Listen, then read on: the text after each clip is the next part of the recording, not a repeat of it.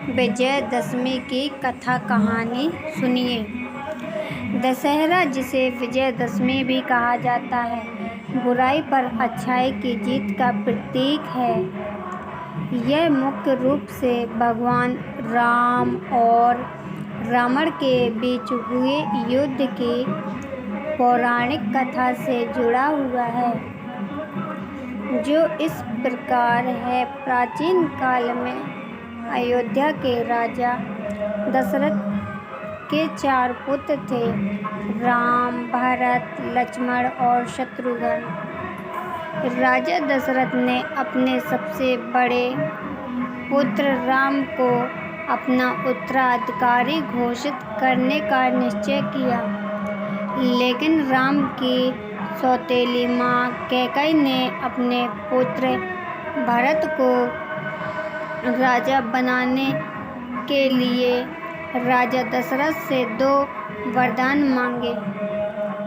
पहला वरदान था कि राम को 14 वर्षों के लिए वनवास भेजा जाए, और दूसरा कि भरत को अयोध्या का राजा बनाया जाए।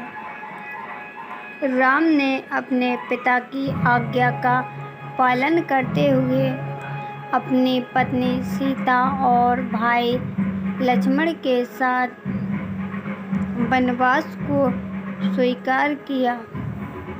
वनवास के दौरान राम, सीता और लक्ष्मण पंचवटी में रहने लगे। वहाँ लंका के राजा रावण की बहन शूर्पणखा ने राम से विवाह का प्रस्ताव रखा, जिसे राम ने अस्वीकार कर दिया। क्रोधित शूर्पणखा ने लक्ष्मण पर हमला किया, जिसके बदले में लक्ष्मण ने उनकी नाक काट दी।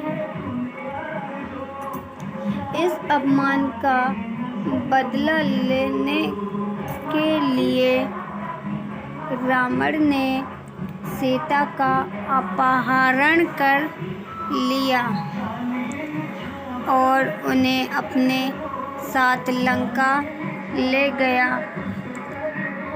जब राम को सीता के अपहरण की जानकारी मिली, तो उन्होंने सीता को वापस लाने का प्रण किया। उनकी सहायता के लिए वानर राज सुग्रीव और हनुमान आए। हनुमान ने लंका जाकर सीता का पता लगाया और कहा, राम को सूचना दी। इसके बाद राम ने वानर सेना और हनुमान की मदद से लंका पर आक्रमण किया। राम और रावण के बीच घमासान युद्ध हुआ।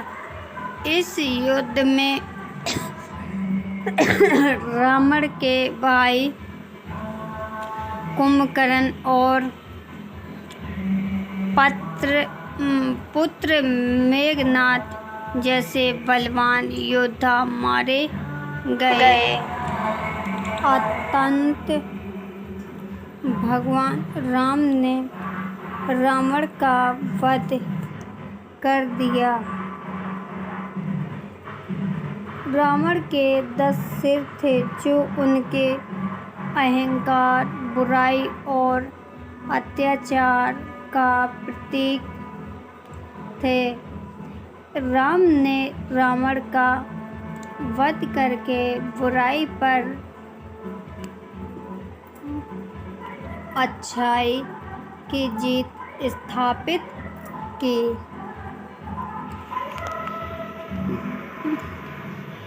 रावण का अंत विजय का प्रतीक बन गया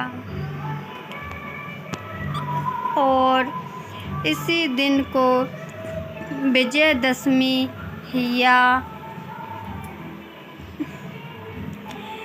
दशहरा के रूप में मनाया जाता है।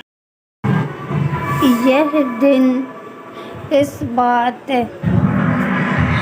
का प्रतीक है कि